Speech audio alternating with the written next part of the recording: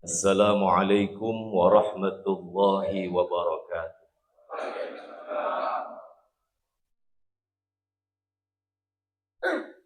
Alhamdulillahil hadi liman yasha'u bifadli wal mudillu liman yasha'u bi'adli. Assalatu wassalamu ala man la nabiyya min ba'di wa ala alihi wa sahbihi amma ba'd. Faqad qala Allah Ta'ala fi muhkami tanzilih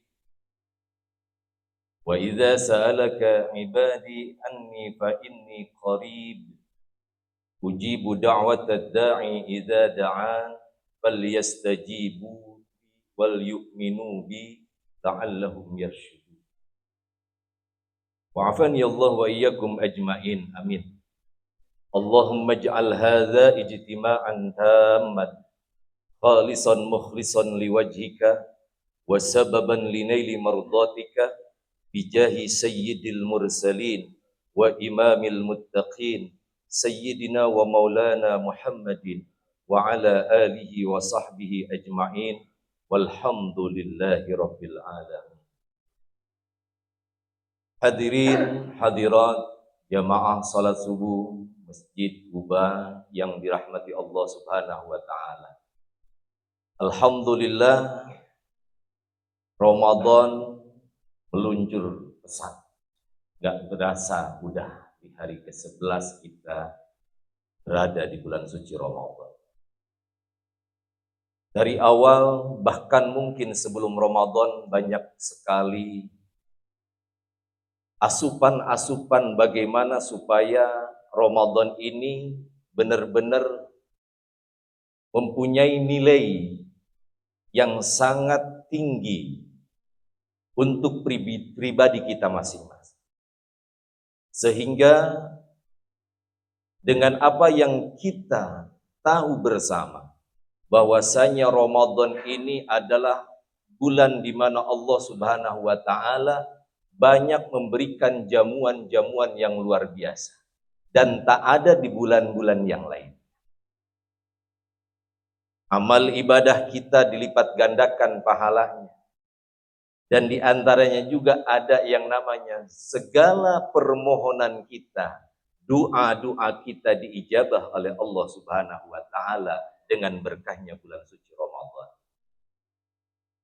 Sehingga ayat yang saya baca tadi pun itu tidak jauh dari ayat diwajibkannya kita berpuasa. Wa idza sa'alaka 'ibadi 'anni fa inni qarib ujibu da'watad da'i idza da'an falyastajibu li wal yu'minu bi la'allahum yarshudun. Secara harfiah kita artikan di mana-mana seorang hamba itu bertanya terhadapmu wahai Muhammad tentang diriku.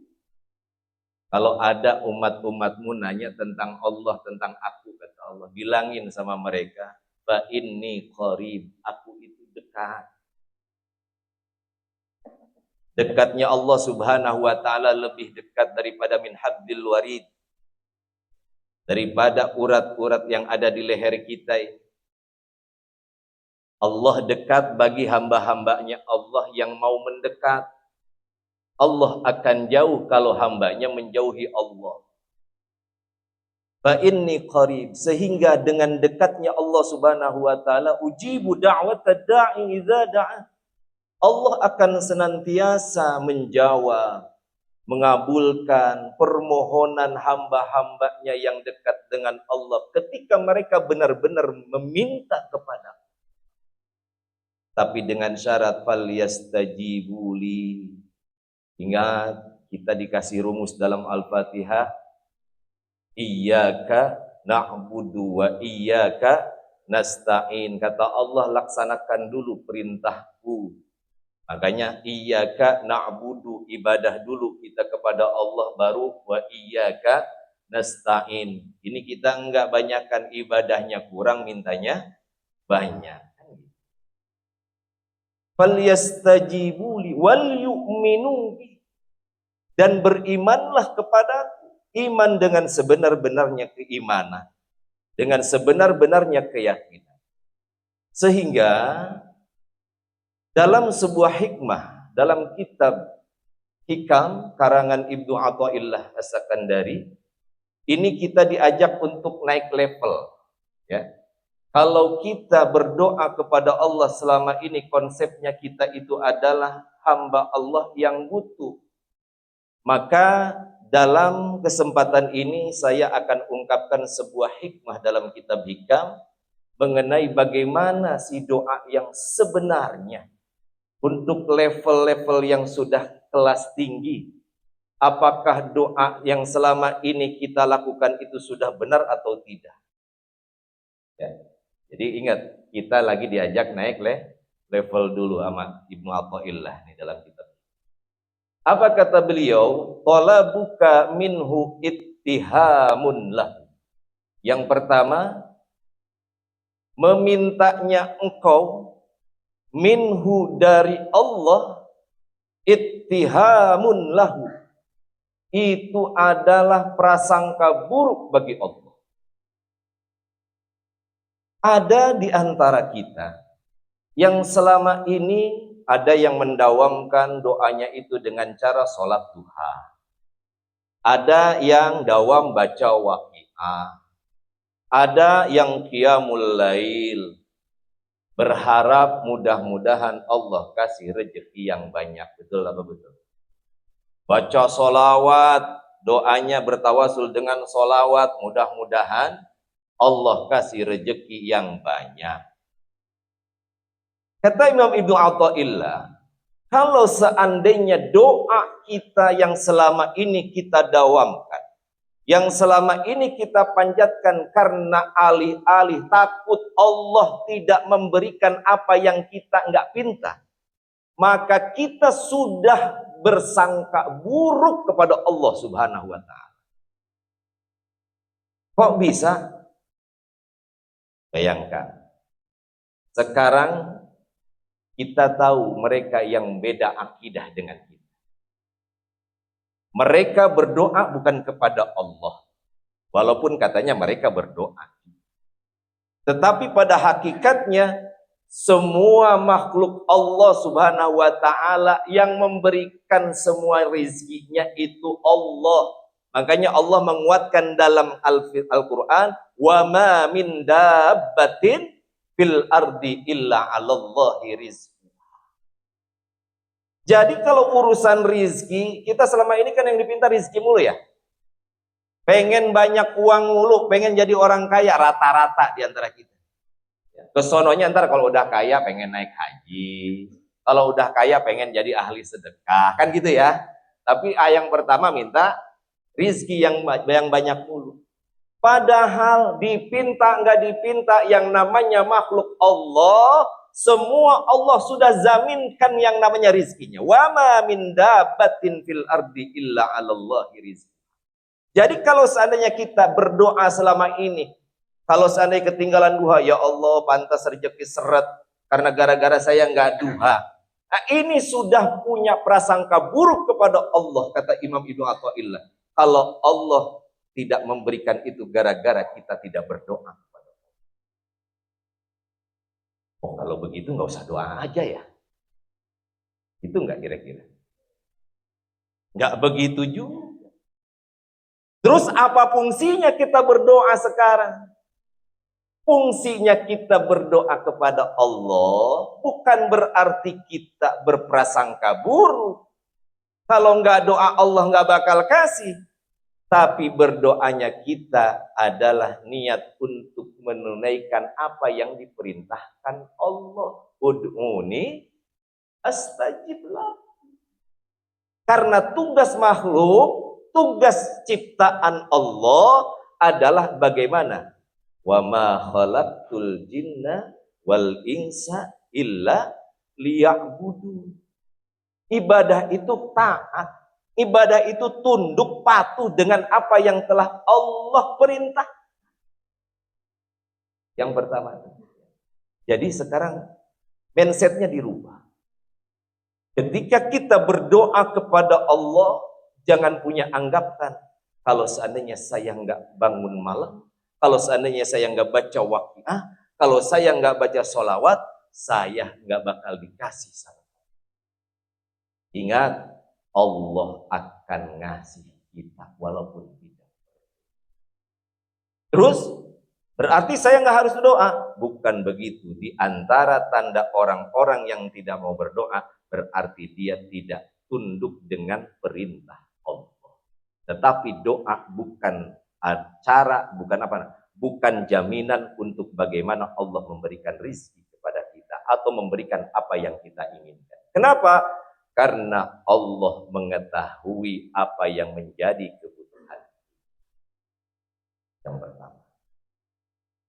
Yang kedua, wa talabuka lahu ghaibatun min. Dan permohonanmu lahu kepada Allah itu ghaibatun min, menandakan Allah itu tidak ada dalam dirimu. Yang ngaji hikam kan begini, doa salah juga gitu. Kita memohon kepada Allah itu menandakan Allah itu tidak ada dalam diri kita. Maksudnya apa? Kalau kita meyakini dalam setiap doa kita, kalau seandainya kita tidak berdoa, hampir mirip kayak tadi, Allah tidak akan dekat dengan kita. Allah tidak akan tahu tentang kebutuhan kita, menandakan bahwa kamu itu kosong dari namanya Allah dalam hati. Padahal Allah tadi apa? Fa inni qarib, Allah dekat dan Allah selalu ada dalam setiap hembusan napas kita. Baik zahir ataupun batin.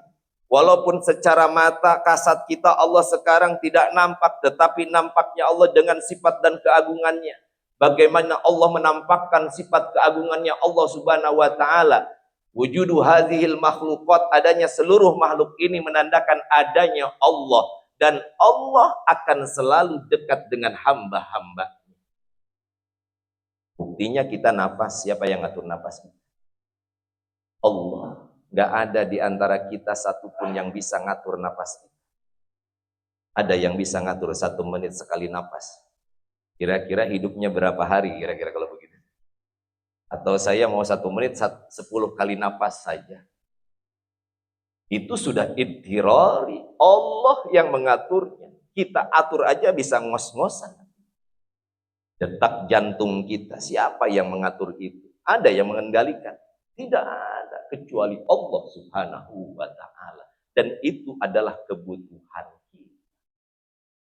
Kalau detak jantungnya kurang, waduh Pak, ini tanda-tanda nggak mungkin ini jantung atau gejala apa dan lain sebagainya, kurang. Bagi yang normal, Allah mengaturnya seperti itu. Oleh karenanya, ketika kita berdoa, mindset kita jangan sampai meyakini kalau saya nggak doa, saya akan jauh atau Allah tidak ada dalam diri kita. Jangan. Justru kita berdoa tadi dalam rangka kita ini masuk ke dalam makom muqarrabah, taqarrub kepada Allah Subhanahu wa taala, ingin lebih dekat lagi dengan Allah. Bukan berarti Allah tidak ada. Karena Allah selalu ada dan akan selalu ada dalam setiap langkah kita. 2. Yang ketiga, ada yang namanya wa talabuka li ghairihi li qillati haya'ika minhu. Memintanya engkau kepada selain Allah atau untuk urusan duniawi itu li qillati haya'ika minhu, menandakan sedikitnya rasa malumu daripada Allah. Selama ini kita lahir, dari mulai lahir, emang kita lahir bawa apa? Sampai sekarang kita sudah punya rumah, punya istri, punya anak, dan lain sebagainya. Siapa yang ngasih? Sekarang kita berdoa karena murni hanya untuk urusan duniawi kita, bukan untuk mencari ridho Allah. bukan untuk bertaqarrub lebih dekat lagi dengan Allah, bukan hanya untuk rangka menjalankan perintah Allah, tapi kita murni ingin mencari duniawi, pengen naik jabatan, pengen punya kekayaan dan lain sebagainya. Ini menandakan sedikitnya rasa malumu kepada Allah. Tak tahu malu. Emang selama ini hidup dikasih sama Allah, sama siapa? Sama Allah. Dikasih sehat sama siapa? Sama Allah. Sekarang yang dipinta dalam doa urusan duniawi doang, bukan untuk urusan bagaimana kita supaya dekat dengan Allah. Tak malu. Ya. 3. Ada lagi yang keempat, wa talabuka min ghairihi liwujudi bu'dika an. Dan adapun memintanya engkau li ghairihi untuk selain Allah, kepada selain Allah, itu liwujudi bu'dika anhu, menandakan adanya jauh dirimu itu daripada Allah Subhanahu wa ta'ala. Banyak orang-orang yang ketika Allah berikan ujian, baik ekonominya, jabatannya, keluarganya, ini cari jalan minta tolongnya bukan sama Allah, bukan kembali kepada Allah. Ini menandakan kita ini sudah jauh dari Allah Subhanahu wa ta'ala. Padahal Imam Ibnu Athaillah mengatakan dalam hikmah yang lainnya, ketika kita mendapatkan sebuah ujian dalam kehidupan, jangan kita merasa aneh. La tastaghrib wuqu'al aqdar ma dumta fi hadhihid dar. Jangan kau merasa aneh. Wuqu'al aqdar, akan terjadinya sebuah kekeruhan, ketidakenakan, ujian dalam kehidupan. Ma dumta fi hadhihid dar, selagi engkau berada di alam dunia ini. Karena kenapa? Karena ad-dunya darul balwa. Dunia itu adalah tempatnya ujian. Dunia itu tidak akan pernah berhenti dari namanya ujian kehidupan. Jadi kalau seandainya ingin berhenti dari ujian dunia, maka tinggalkanlah dunia. Selesai kita hidup di dunia, selesai ujian dunia, tinggal ngadepin ujian akhirat. Kira-kira siap nggak? Kadang-kadang kita begitu tuh, diuji anak-anak sekarang udah mau kuliah, mau itu segala macam. Ini kita seolah-olah bebannya ada di kita semuanya. Sementara ekonomi kita lagi ada di bawah. Nah, ini jangan takut juga. Allah lagi nguji kita. Sejauh mana ketawakalanmu kepada Allah, sejauh mana keyakinanmu kepada Allah bahwa anakmu, istrimu, kebutuhan anak-anakmu, semuanya itu adalah tanggungan Allah, bukan tanggunganmu. Pernah saya bilang, kalau kita sudah merasa diri kita yang punya tanggung jawab, yang memberikan rizki dan nafkah untuk anak, istri kita, berarti kita sudah ngambil tugasnya Allah. Yang ngasih rizki siapa? Rizki itu berbicara kebutuhan. Kalau anak kita butuh untuk biaya pendidikan, insya Allah ada jalannya. Walaupun mungkin gak harus langsung cash block. Mungkin Allah caranya, tuh kamu punya saudara, punya uang, colek dulu, pinjam dulu. Namanya berjalan muamalah di muka bumi. Nggak apa-apa, seperti itu. Tetapi Allah memberikan jalan untuk mencukupi kebutuhannya dengan jalan minjem dulu. Ada mencukupinya Allah dengan cara bagaimana? Tuh, ada pekerjaan. Coba kamu jalani di sana, ketemu orang sana, nanti goal, deal, dapat hasil. Cukup untuk biaya pendidikan anakmu. Ikhtiar kita cari-cari, otak muter, waduh anak mau sekolah, anak mau kuliah, ketemu orang, deal bisnisnya, alhamdulillah ada rezeki. Itu bagaimana caranya Allah memperjalankan muamalah di muka bumi. Kalau ujuk-ujuk Allah turunin dari langit, gubrak, tuh, nanti nggak berjalan. nggak ada warung, nggak ada bisnis dan lain sebagainya. Ya, nggak ada perbankan juga nantinya. Makanya itu indahnya Allah bagaimana menskenario kehidupan kita di alam dunia ini. Maka tadi kembali, ketika kita diberikan ujian oleh Allah dalam kehidupan ini, la tastaghrib, enggak usah aneh. Emang yang namanya dunia adalah darul balwa, tempatnya ujian. Kalau tadi kita merasa tadi kita yang punya tanggung jawab untuk memberikan rezeki buat anak-anak kita, yakin kehidupan kita akan susah. Karena kenapa? Karena kita sudah mengambil jobnya Allah, tugasnya Allah. Kata Allah, mungkin kalau boleh ngomong Allah, ya udah kalau mengambil tugas saya silahkan ambil aja, puyeng-puyeng kan gitu. Hanya bagaimana? Sudah tugas kita ikhtiar. Fa iza qudiyatis shalah fantashiru fil ard wabtagu min fadlillah. Beres salat ya fantashiru fil ard, menyebar di muka bumi, ada yang ke warung, yang ke kantor, ada yang buka toko dan lain sebagainya. Wabtagu min fadlillah, raih itu karunia Allah Subhanahu wa taala yang Allah tebarkan di muka bumi ini. Bahkan Allah menguatkan kepada kita, tugas kita untuk anak istri kita, wa'mur ahlaka bis-shalah. Udah, anak istri itu perintahkan saja untuk taat kepada Allah, salatnya mohon dijaga. Wastabir 'alaiha, nyuruh anak istri memang harus sabar. Dibangunin subuh susah juga. Suruh salat susah, istri yang masih belum nutup aurat susah juga. Wastabir 'alaiha, sabar. Tugas kita selaku laki-laki sebagai kepala rumah tangga, tugas kita hanya untuk wa'mur, memerintah. Tapi memerintahkan jangan kapok sekali. Wastabir 'alaiha. Kata Allah, la nas'aluka rizqa. Kami tidak meminta rizki darimu. Kami tidak meminta kamu cari rizki. Nahnu narzukuka. Kami yang akan memberikan rizki kepadamu. Kuncinya bagaimana Allah mau memberikan rizki kepada kita, bagaimana kita memanage rumah tangga kita, anak-anak kita, agar supaya menjadi ahli-ahli yang takwa kepada Allah Subhanahu wa taala.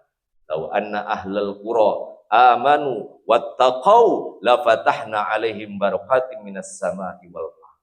Jangan berbicara penduduk kampung, di rumah kita aja. Kalau bertakwa, istrinya baik, nurut sama suami, insya Allah rezekinya luas.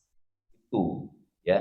Jadi ini bulan Ramadan, momentum Allah ijabah doa. Jangan sampai doa-doa kita itu salah.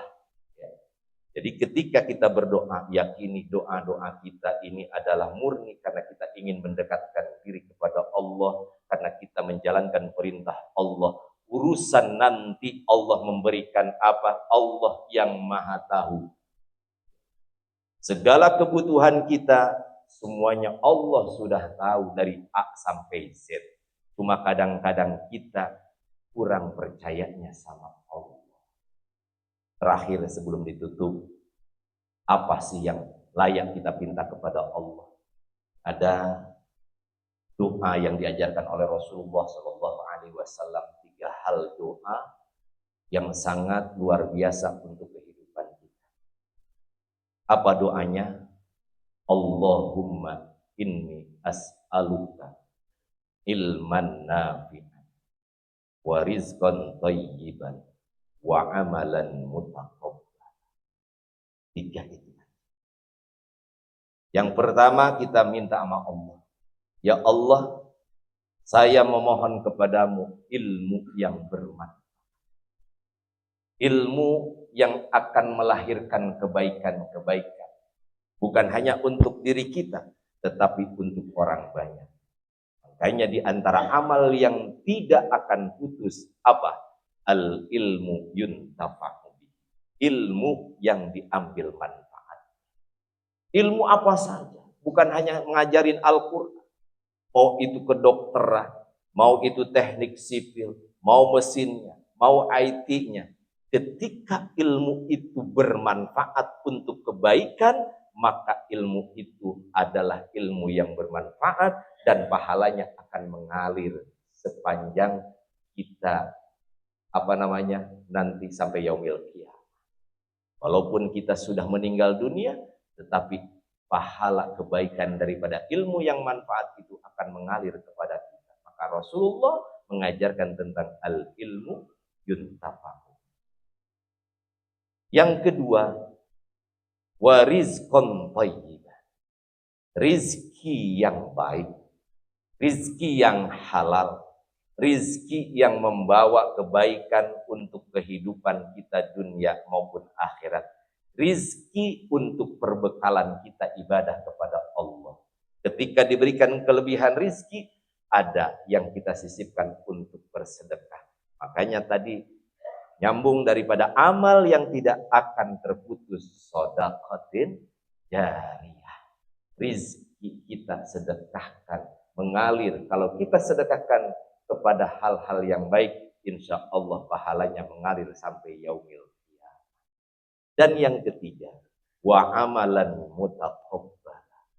Amal perbuatan kita yang diterima. Salat kita diterima sama Allah, ibadah puasa kita diterima sama Allah, dan ibadah-ibadah kebaikan yang lain diterima sama Allah. Jangan sampai ntar di akhirat pas dihisab, pahala salat saya nggak ada, puasa saya nggak ada, na'udzubillah summa na'udzubillah. Kita pengen amal-amal ibadah kita diterima sama Allah.